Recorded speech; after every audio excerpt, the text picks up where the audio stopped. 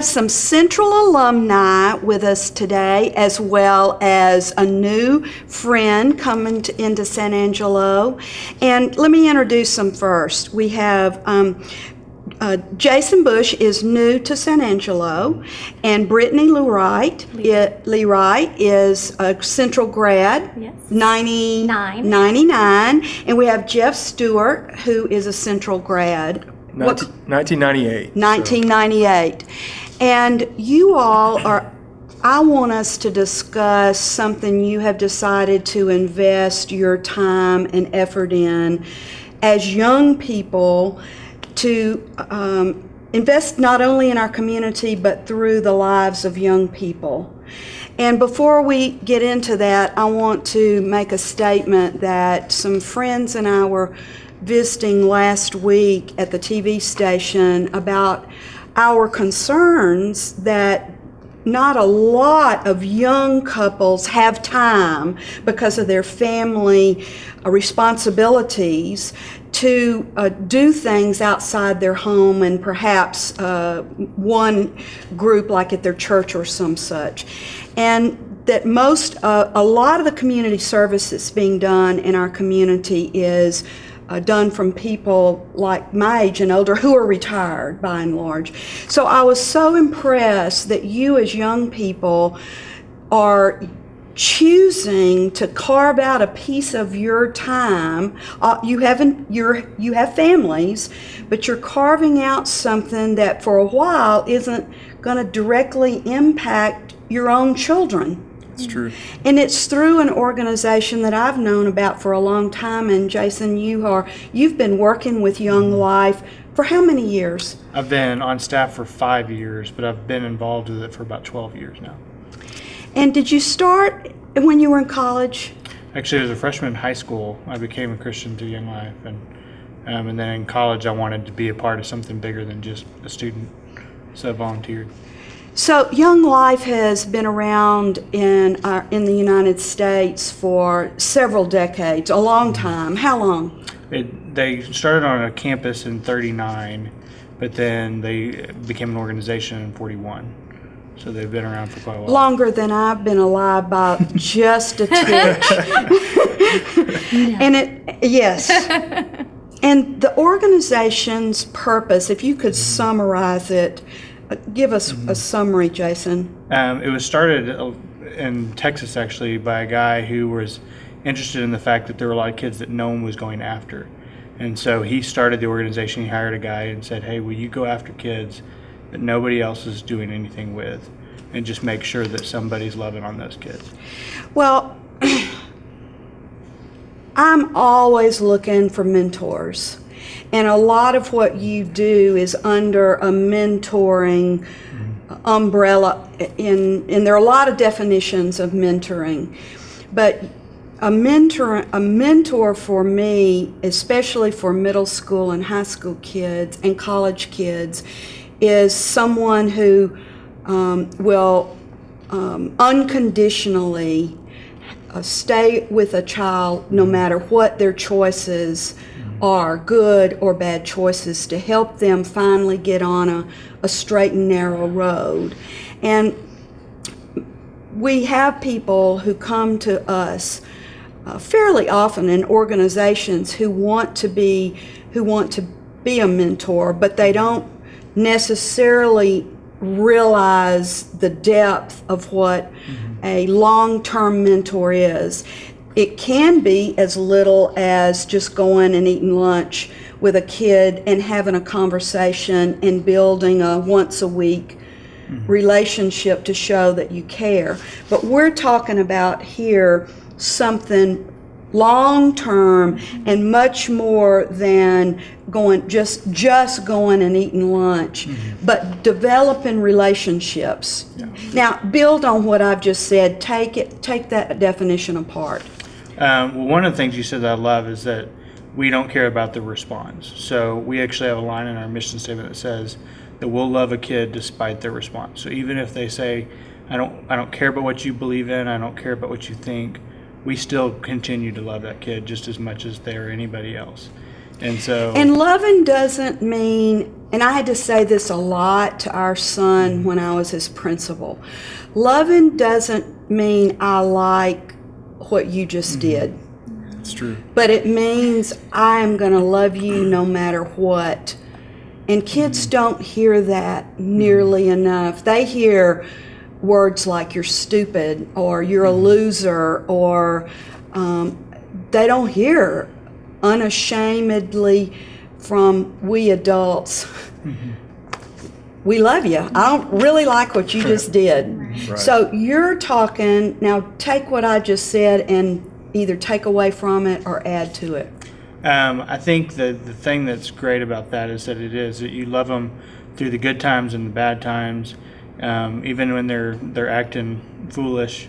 And we had a kid last year who he had an opportunity to go to camp. It had been paid for by another individual, and he had gotten himself into trouble, come from a real difficult family. His mom died when he was in 7th grade, and I stood in his front yard on my phone while he was inside the house. He wouldn't let me in, and just stood there until he finally said, okay, I'll open the door. And we had a good conversation about what was going on, what he was afraid of, what that looks like for him. And but that's what we teach our leaders to do, is you don't give up. How did you two even know about Young Life? I told you earlier, I went to A&M when I graduated. She went to Angelo State, and no matter which college you go to, I think if you choose to go to college after high school, you learn that Young Life is a big part of the state of Texas, with kids growing up all over the state. And so for me, I had kind of heard about it, even though we didn't have it at Central when I was growing up or in San Angelo. I heard about it in college and saw that Young Life really became a part of who a lot of people were once they were in college. They just had this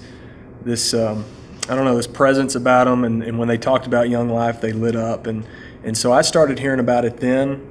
Didn't get involved in it in college, have never been involved with it until now, but just when I became a parent, became an adult, knew some people in Midland where I used to live that were very, very involved in it, saw how it impacted Midland, saw how it impacted some kids there.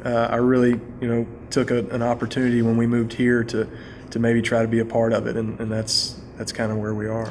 Because it's really just beginning. Mm-hmm. Jason, you and Emily have been working with Young Life in Fredericksburg, and have chosen to step off into a new, to start up something new here. Yeah.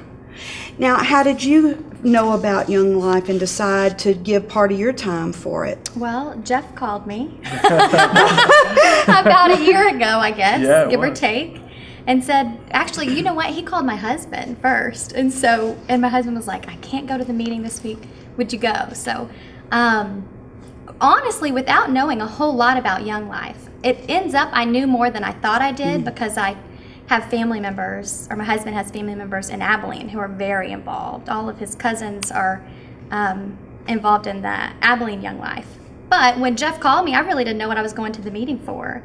But I did. I went, and I am telling you, I am sold. It is just an awesome organization that I just so wish I would have had when I was in high school. I know that, and I don't know that, I'm sure we haven't talked about it, but it's been started here a few times before, or tried on a voluntarily led basis. I know my husband, who is Jeff's age, who went to Central, attended a few Young Life club meetings when he was in high school. But it was led by the soccer coach. Yeah. And so when the soccer coach left, Young Life left. Sure. There was nobody here to really stick with it day in, day out. When you have a volunteer that's trying to do it, you know how that goes. I mean, we've talked about volunteer organizations here, and San Angelo's not easy to kind of come in and teach something new, too. And so we're just so blessed and fortunate to have Jason here, who has Young Life experience, willing to leave a successful program to come here and really work us day in, day out.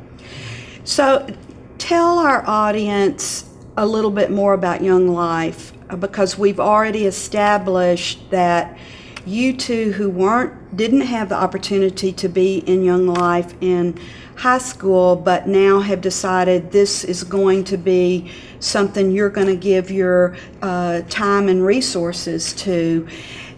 This Young Life is not attached to any church, is that right? Correct. Take it from there.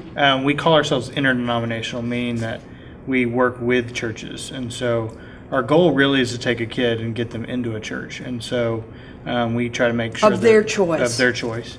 And so I try to be friends with the pastors in a community. In our old town, we actually was able to sit on the board of pastors, which was great. And that way, when a kid makes that decision, we kind of shop around with them. We go and visit churches and say, does this feel right? Do you like it?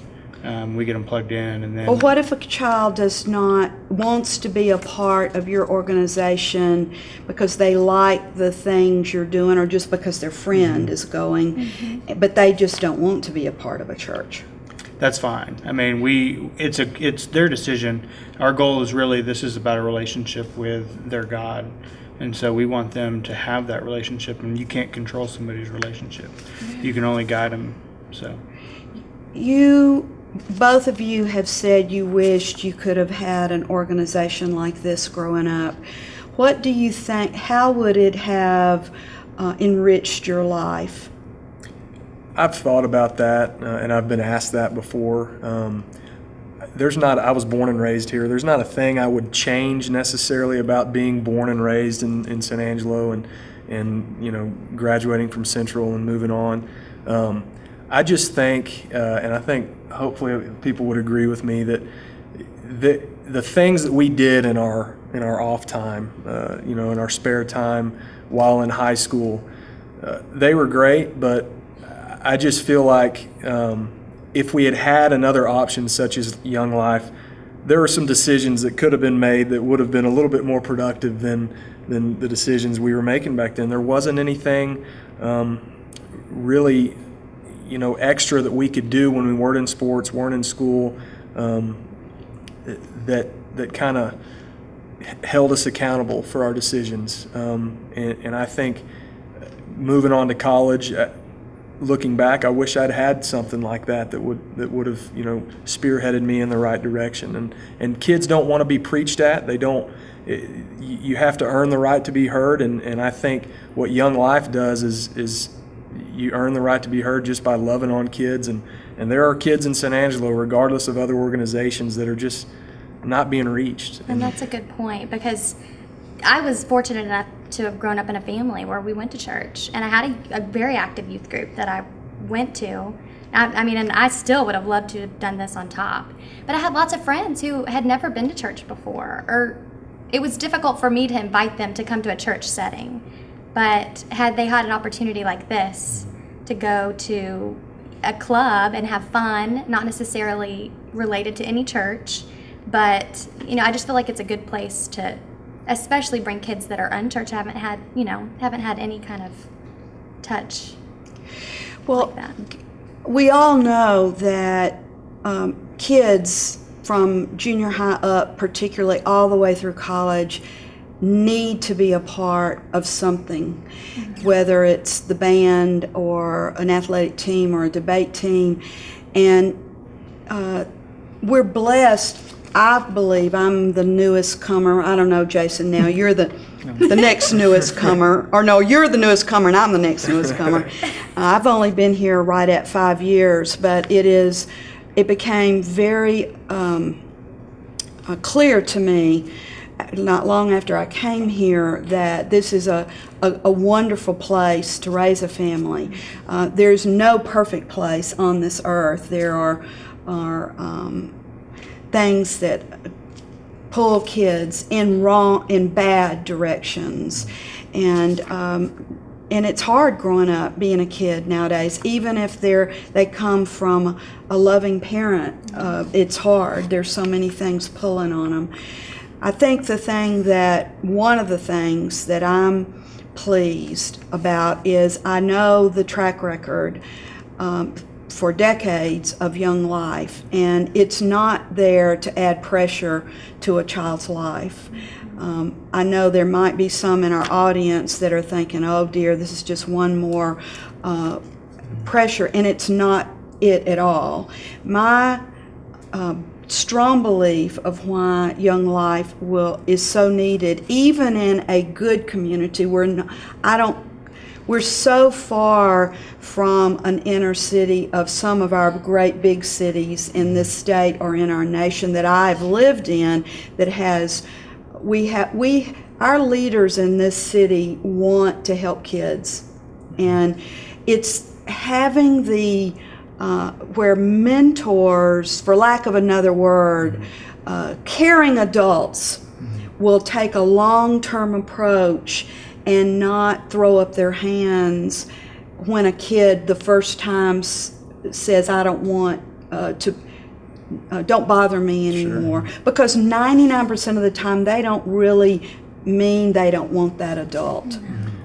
That's true. And one thing I would add is that, and I think Young Life is different in this aspect, Brittany and I are on a committee that are kind of trying to, keep Young Life going and find volunteers, but we are not actually the volunteers that are going to be going into these kids' lives and necessarily going to campus and eating lunch with them. The thing San Angelo has going for it is Angelo State University, and how many students at ASU grew up all over the state of Texas, and Young Life is already a part of them. We're having a tough time keeping them at bay right now while we get things on the ground. They're ready to go, and they're the ones who are going to be, establishing relationships with the kids, and they're not going to be easily undeterred or easily deterred when they're doing that. So it's going to be fun to watch. Absolutely. Well, I welcome you, Jason, and your wife, Emily. We love your in-laws, Steve and Sue Van Hoosier, and they have invested in this school district, in this community, and now you are here to look kids in the eye, let them know that there are people who genuinely care about they're helping them be the best that they can be and what God created them to be. And we're here to support, and I would bet that there are people who will see this who will want to come on board and support in whatever way they can you as you try to invest in the lives of young people. And Jason, there are a lot easier jobs than working with kids who try to put a facade up that they're tough. And I just hope and pray that you keep your wisdom and perseverance to keep on seeing past the facade a young person will put up. Oftentimes they have had to do that like a callus because the world has treated them so has handed them a tough hand of cards. So that's right. We're here to support you as you go as you invest in the young people of San Angelo to help them make good choices. That's right. It's not easy to do. Even coming from a home where you had a parent or two parents that tried to help you, it's easier a lot of times for a caring outsider to be the one a kid will talk to instead of their own mom and dad. From about 14 That's on. what I said. I have a 3-year-old, and I know that one day I'm praying she's going to go to Jason. She won't come to me. But that's okay. We're glad that Jason and Emily will be here for them when they just need to bounce off something that they don't really, it's not cool to hear it from their parents. It's the same thing. You may say the same thing. That's true. Yeah. It's crazy. It's so much fun. That's one of the things we end every night with is we say, look around the room, these adults here are here. Call us even if it's 3 o'clock in the morning because we don't want them to have to wait, because if they wait, then whatever it is will be gone, and it'll be too late. And so we tell them, call us, let's talk. So you're available for one thing, and then you're not judgmental. You accept them and help them learn good decision making. You work through the concept of clubs. Talk a little bit about that. Club is a kind of a fun thing, because we gave it the name club because it really doesn't have a meaning. And the idea behind that is that a kid has to come and find out what that is. And when they get there, we start off in their world, playing their music, their games, stuff to make them laugh. So many high school kids don't get to be kids these days. There's so many pressures. And so we want them to feel like they're 15, 16 again. And many, as you just said, are having to earn money to support their younger siblings. Yeah. And It's amazing. it is amazing. It's hard being a kid, a young person. So you give them a window in there that they can be a kid in an appropriate manner. In a safe setting. And then as the night goes on, we transition into God's kingdom. And so we want them to see that there is a better place. But it's not forced, it's gradual, it's simple. And then if they're interested, we always say, we want to talk to y'all more about what this means. And so then that's a chance afterward. And a lot of times what leaders are taught to do is don't wait for a kid to come to you, you go to them. And so we'll go buy them a shake or Chick-fil-A or something, and just say, hey, will you talk to me? Tell me about your life. So many kids have been let down by the adults in their world. And, well, it is a great pleasure to have this organization in our town that has a long, long history. They have learned how to do it with a high integrity, great morals, and we just wish you the best. And you two, I cannot thank you enough for giving of yourselves as young people and investing in something so worthwhile. Yeah, we've been blessed to do it so far, so it's going to be really neat to see what happens. Absolutely. Thank you all so much. Thank you.